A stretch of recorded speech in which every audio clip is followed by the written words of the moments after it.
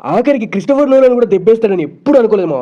World's most anticipated film of the year, the odyssey movie review and directed by the great Christopher Nolan. ఇక cinema ఎట్లుందో తెలుసుకోబోయే ముందు ఇప్పటివరకు మన channel subscribe చేసుకుని కింద గంట ఠింగ్ అనుకుంటాను. ఇక ప్లాట్ ఏంటంటే, ఒడిసియస్ ట్రోజన్ వార్ కంప్లీట్ అయినాక తన కింగ్డమ్ అయిన ఎథికాకి మిగిలిన సోల్జర్స్ తో కలిపి బయలుదేరతాడు. గా జర్నీలో ఒడిసియస్ చాలా హడల్స్ ఫేస్ చేస్తాడు. ఎథికాకి రీచ్ అవ్వడానికి 10 years టైం పడుతుంది. గా జర్నీలో అతను ఫేస్ చేసిన కాన్సిక్వెన్సెస్ ఏంది, అతని మైండ్ సెట్ ఎలా ఉంది, గా టైంలో ఎథికాలో ఏమేమి జరిగాయి, ఇది మీరు సినిమాలో చూస్తారు. First things first, I'm huge fan of Christopher Nolan. కానీ నాకే ఈ సినిమా చాలా వరకు సిరాక్ అండ్ బోరింగ్ అనిపించింది. టెక్నికల్లీ ఇది ఒక అల్ట్రా సాలిడ్ బొమ్మ.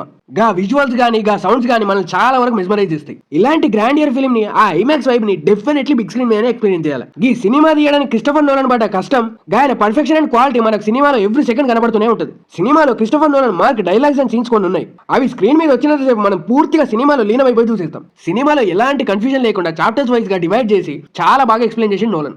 80% ఆఫ్ ది ఫిలిం మొత్తం డ్రామా మీదనే బేస్ అయి ఉంటుంది. వార్ సీక్వెన్స్, సైక్లాప్స్ ఎపిసోడ్, సుడిగుండం సీన్స్ లాంటి కొన్ని సీన్స్ మనల్ని ఆకట్టుకుంటాయి. సినిమా ఫ్లాట్ టోన్ లో వెళ్తున్న ప్రతిసారి లుడ్విగ్ గోరెన్సన్ మ్యూజిక్ సినిమాని ఎలివేట్ చేసింది. ఒక రకంగా చెప్పాలంటే లుడ్విగ్ గోరెన్సన్ చాలా వరకు సినిమాని సేవ్ చేశాడని చెప్పాలి. సినిమాటోగ్రఫీ అనేది చాలా రియలిస్టిక్ గా ఉంటుంది. ఆ ఐమాక్స్ వైబ్ అనేది కళ్ళకు గట్టినట్టు కనిపిస్తుంది. ఇక ఈ సినిమాకి major minus run time. Approximately 3 hours ఉంటుంది ఫిలిం. మొదటి 50 నిమిషాలు, చివరిలో 40 నిమిషాలు తప్ప మిగిలిన సినిమా మొత్తం డెడ్ స్లో నరేషన్ ఉంటుంది. చాలా వరకు పేషెన్స్ టెస్ట్ చేస్తుంది.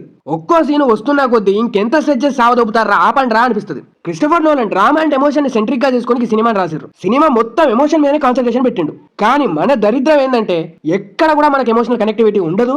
గా కథకు గానీ గా క్యారెక్టర్స్ గానీ మనం ఎక్కడ ఎమోషనల్ గా కనెక్ట్ అవ్వము. ఆ ఎమోషనల్ యాంగిల్ కూడా పెద్దగా వర్కౌట్ అవ్వలేదు.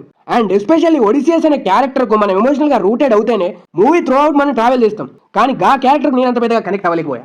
ది ఒడిస్సీ అనే ఫిలిం మన ఇండియన్స్ కు పెద్దగా ఎక్కకపోవచ్చు, కానీ వెస్టర్న్ కంట్రీస్ లో దుల్లగొట్టేస్తాను అనుకుంటున్నా. ఎందుకంటే మనకు రామాయణం, మహాభారతం ఎలాగో వాళ్ళకి ఈ ఒడిస్సీ అనే కథ అలాగా. మీరు కూడా ఈ సినిమా చూస్తే మీ ఒపీనియన్ ఏందో కామెంట్ చేయండి.